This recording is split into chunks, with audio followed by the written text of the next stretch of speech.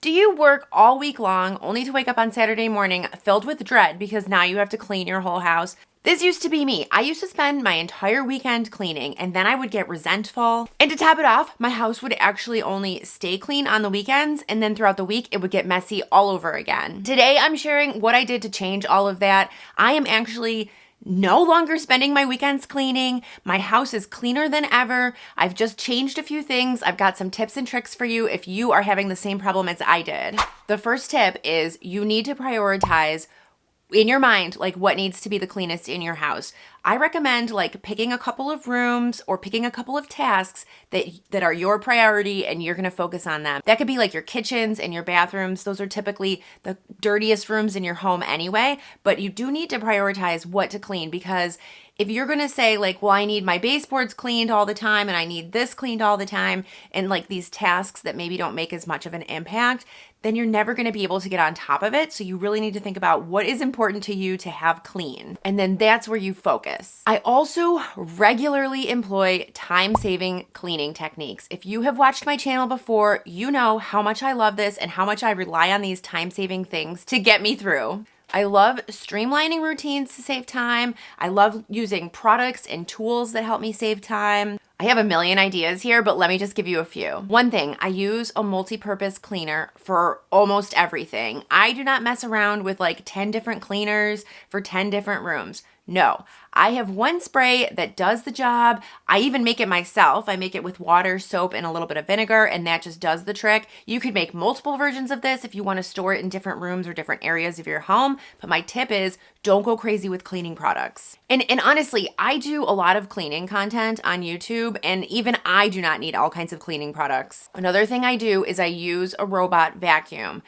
You may have one, but if you don't, just trust me on this. I love my robot vacuum so much. It truly changed my life. I will link the one that I use. Mine's old, so they don't actually have the exact one, but I'll link an upgraded version. These have come down in price. You can run these when you're not home. You can run them when you are home. It doesn't matter. It will clean your floors, and the best part is it will go on your hard floors. It will go on your carpets. It will go on your area rugs. It will not fall down the steps. And actually the real best part is it goes under your couches, it goes under your furniture. I mean, who's wanting to move their couch every weekend, right? Turn the little guy on and let him go while you just relax and enjoy yourself. I also rely on a steam cleaner.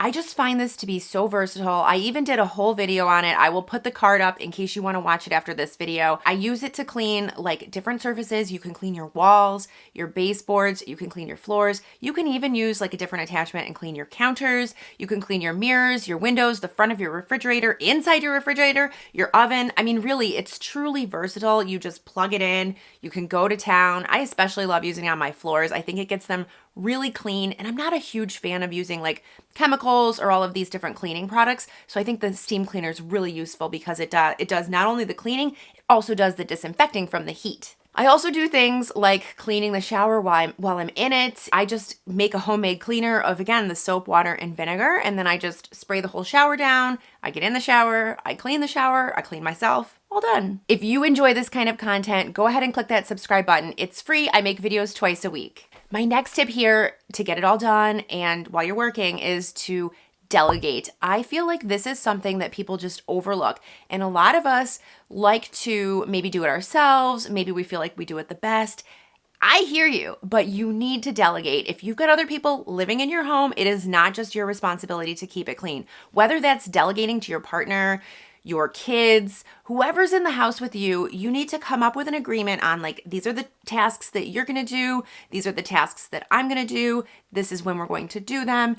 And it will go a long way. And let me just say a couple things if you do have kids. Your kids need to help. I've got 3 kids and I've been making them help out, my husband as well, with chores since they were 4 years old.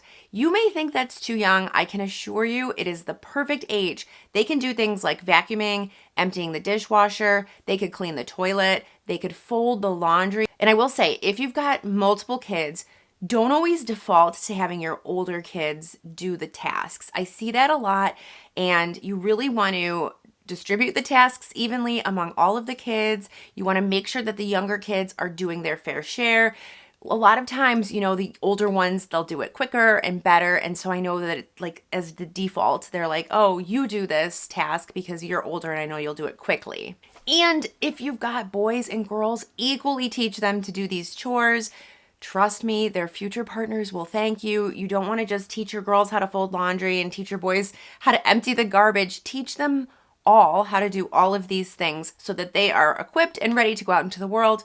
And even better, you don't have to do these things. This next one may not be as appealing, but it is going to be very helpful and very useful, and it is to create a cleaning schedule. This will really help you a lot. It has helped me so much. Not only did it help me identify the things that I need to do each week, but just by like identifying the days that I'm going to have to do them, it really like reduced the mental load because before I was just like haphazardly cleaning. Like I'd be like, oh, I'll just clean the stovetop today, and then the next day I'd be like, well, maybe I'll do the floor now. I don't know. And it just really was kind of all over the place. Now I do specific tasks on specific days. I just inherently now, it's become a habit. I know which days I'm going to be doing things. This way too, I'm kind of dividing the work up throughout the week so then I don't get to the weekend and I have everything to do. So listen, I'm going to put up here, these are some things that I do and on which days I do them, just to give you some ideas. Obviously, tailor it to your own schedule. Pick the days that you want to do things and actually pick the tasks that you want to do because you may have different tasks, but just kind of pick some big tasks you can get done throughout the week. I mean, you can find 5 minutes to do these things and just get it all done so you're not leaving it all for that Saturday and Sunday. The next thing I need to say is clutter is your enemy when it comes to keeping your home clean and tidy. I've done a ton of videos on clutter. I personally struggle with clutter. I am definitely trying to get a handle on it because I have learned over the years that a clutter-free home is by far the easiest home to keep clean. After this video, I will link some content on decluttering, but if you are struggling with clutter, my tip here is get rid of things you don't use. Get rid of things that you don't want. You could just get a garbage bag, like a black garbage bag, go through each room and pick things from each room that you no longer use, that you don't want to keep. Go in your kitchen, like what appliances do you have that you're not using and that you can donate?